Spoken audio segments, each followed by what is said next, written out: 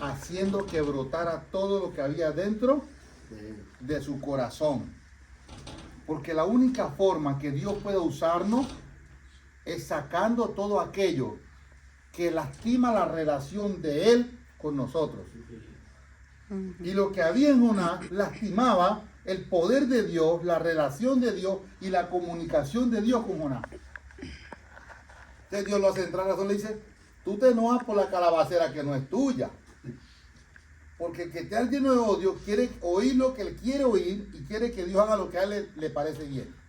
O sea, en pocas palabras, Dios tiene que hacer lo que yo quiero. Y Dios le dice, ¿por qué te enojas así en mi calabacera? Y todavía dice, no, porque tú nos has matado. Porque dice que se paró en la cima. A ver cuándo los acaba Dios. Ya les va a dar con todo.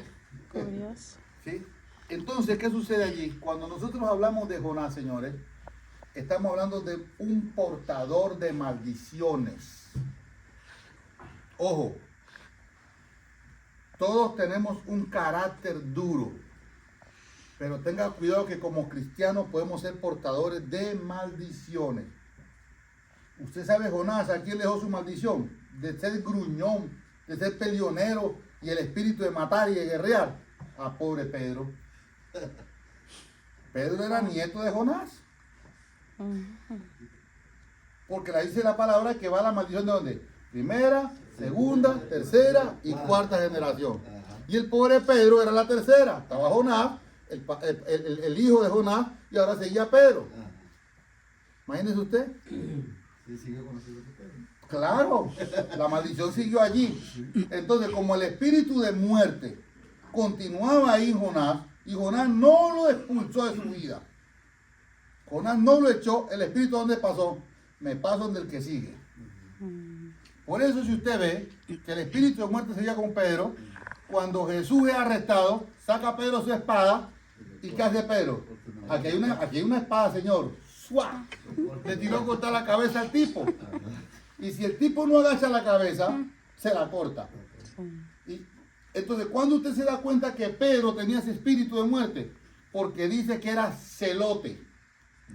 Celote significa pandillero, de las malas salvatruchas, era de lo que usted quiera. Era un pandillero, dice la Biblia. ¿Ya? Era celote. Era malísimo. O sea, Pedro no era bueno, no era una figurita como usted lo pinta. ¿Ya? Entonces, ¿qué sucede? Cuando la maldición se corta, cuando Pedro hace lo que Jonás nunca hizo, Jesús le dice Pedro, primero le llama Simón Pedro, hijo de Jonás. O sea, ¿qué significaba? Heredero o transportador de la maldición. Por eso era que el corazón de Pedro era tan duro, porque Pedro conocía toda la historia de su papá y de su abuelo. ¿Sí me entiende? Y Pedro por eso estaba lleno, por eso le llamaban roca, piedra. Porque Pedro venía de vivir toda esa situación y Pedro dijo, bueno, yo voy a vengar a mi familia, voy a pelear contra el gobierno. Pedro, Judas, Barrabás, todos peleaban contra el gobierno, dice la historia. Entonces Jesús le dice, Simón Pedro, hijo de Jonás, ¿tú me amas? Y le dije, pues yo te amo, ¿cuál es el problema? Seguía rebelde todavía y le dice, mire lo que dice Jesús, ¿apacienta qué? No, Señor, mis cabras. Santo. ¿Qué significa cabra? Chivos de mal carácter, corneador, peleonero, gruñones, como él. Luego vuelve y le pregunta dos veces, Simón, Simón, Pedro, hijo de Jonás, ¿tú me amas? Cuando Pedro ya por segunda vez escucha la voz apacible de Dios, ¿qué hace Pedro? Agacha la cabeza. Le dice, Señor, yo te amo. Dice que se entristeció el corazón de Pedro. ¿Por qué se entristeció el corazón de Pedro? Porque ahí fue por primera vez donde Pedro entendió que él había sido portador de una maldición de años, de un problema que él no había empezado. Entonces ahora Jesús le cambia la palabra. Ojo a esto, que cuando ya Pedro se entristece, significa que el Espíritu de Dios le entró al corazón de piedra. Ya le permitió a la palabra que penetrara. Y cuando le permite la palabra que penetra, él se quebranta. Y dice que se entristeció. Ahora, la palabra entristecer, ¿qué significa? El alma menguó. El alma menguó. O sea, el alma se bajó, se humilló. Y entonces ya Jesús no le dice ahora apacienta los cabritos, los corderos, ¿verdad? Dice, apacienta mis ovejas. En pocas palabras, no los veas a todos como enemigos. Yo te los he entregado para que tú los cuides. Y la tercera vez, Jesús lo remata, donde ya corta la maldición. Le pregunta, Simón, Pedro. Y no había terminado Jesús de decir la palabra, cuando dice que Pedro, levantando su mirada, fija los ojos de él en los ojos de Jesús. Dice que lo mira fijamente. Y cuando Pedro mira fijamente a Jesús, Pedro empieza a llorar. Porque por primera vez Pedro abre la ventana del alma y permite que Jesús pose allí. Cuando usted y yo lloramos en la presencia de Dios, cuando abrimos la ventana del alma, nos sentimos niños. Sentimos que algo que no comprendemos pasó con nosotros. Y eso fue lo que pasó con Pedro. Cuando Pedro lo mira fijamente a los ojos, a Jesús, se queda mirándolo a los ojos, Jesús entra a la ventana del alma de Pedro y Pedro empieza a llorar y se quebranta y le dice, tú lo sabes. O sea, Pedro siempre amó a Jesús, pero a su manera. La mayoría de las personas que odian, que viven enojadas en la iglesia, aman a Dios, pero lo aman a su manera y yo creo que como lo aman, todo está bien. Pero hasta que Jesús no entra al alma, el espíritu de amor no llega a nosotros. Y ojo, que aún Pedro, siendo cristiano, convertido, cada rato le daba permiso al espíritu de vengador que viniera. No, porque es que mire que Pedro después se echa la muela a Ananías y a Zafira. A los dos tan los mató. Y después encuentra al pobre Simón y le dice, perezca tú también y tu dinero. Y Simón dijo, ey, párate ahí, ¿por qué tú me vas a matar a mí? Y dice, oren por mí porque este man me quiere matar. ¿Sí? O sea, lo que quiere decir la Biblia, que ese espíritu no se va del todo. Aunque tú cortes la maldición, ese espíritu nos va a perseguir siempre. Y hay que tener cuidado, el espíritu de odio. Claro, el espíritu de odio, porque Pedro, ya se quería echar al otro Simón el mago, y se lo quería echar a la muela ya. Y Simón el mago le dijo, no, un momentico, tú no me puedes matar. Yo lo hacía por inocencia, yo quería comprar lo que ustedes tienen, porque yo pensé que era con dinero que se pagaba. Y le dice a los otros, vengan, ayúdenme que este man me va a matar. Y dice que entendiendo, oraron por él y Dios lo libró. O sea que ese espíritu a veces le venía encima. Sí, claro. Entonces, ¿qué les quiero decir con esto, señores? Jonás es el prototipo de un cristiano que conoce de Dios. De un cristiano que tiene los dones más poderosos de Dios. Pero que un cristiano, apellido yo me mando, nombre me gobierno. Y que muchas veces el cristiano solamente quiere es que Dios haga lo que a él le parece correcto. Pero no quiere hacer lo que Dios dice que debe hacer correctamente. ¿Cuántos tenemos ministerio? ¿Cuántos tenemos un llamado enorme de parte de Dios? Pero entonces, ¿qué hacemos? Todo el tiempo estamos echándole la excusa a Dios. Que Dios haga, que Dios haga, que Dios haga. Y la automentira, voy a orar. Manito, si todos los días te la pasas orando, ¿hasta cuándo vas a orar?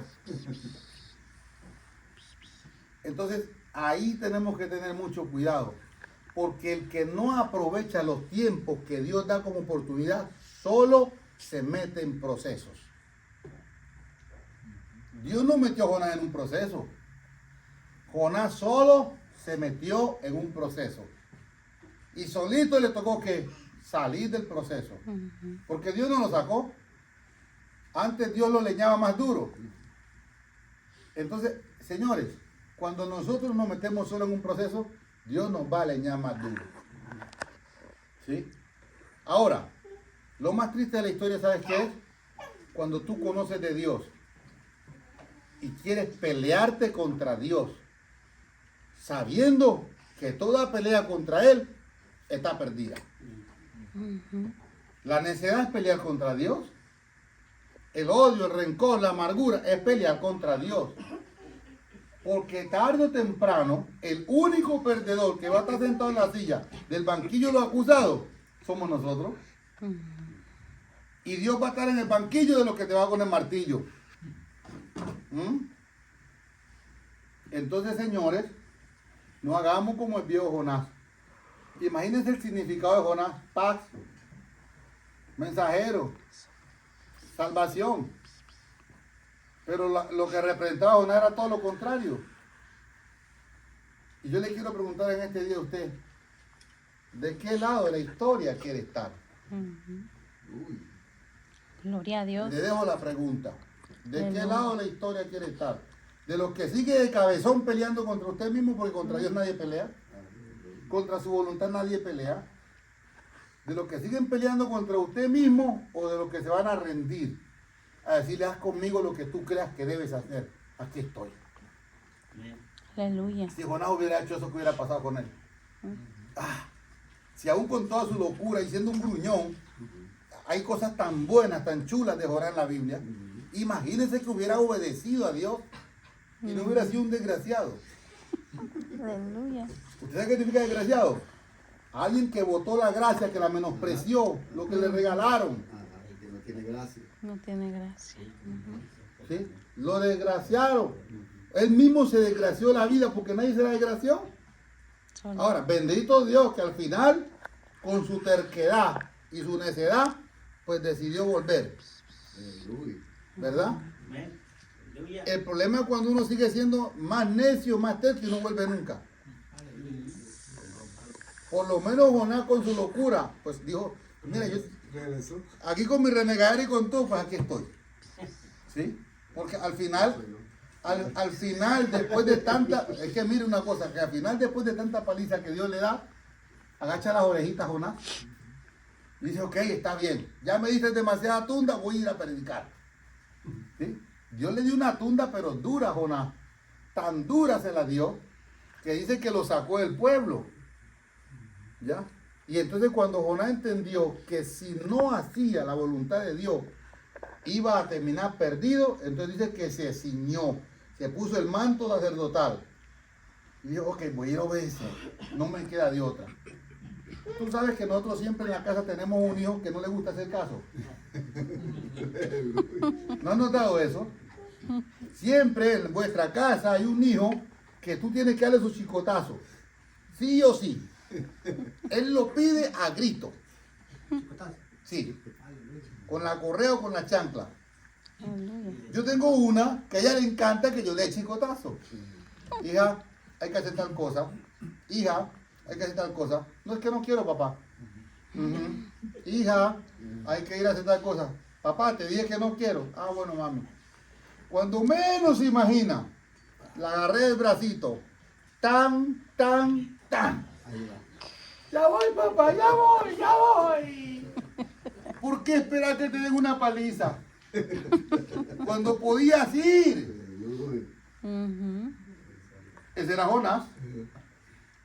¿Por qué esperar que Dios le diera una paliza para que al final se pusiera la túnica de sacerdote y de profeta? Y dijeron: así ha dicho Jehová, destruiré a toda esta nación, por cuanto me han desobedecido. Y hasta el rey, cuando escuchó eso, le dio miedo.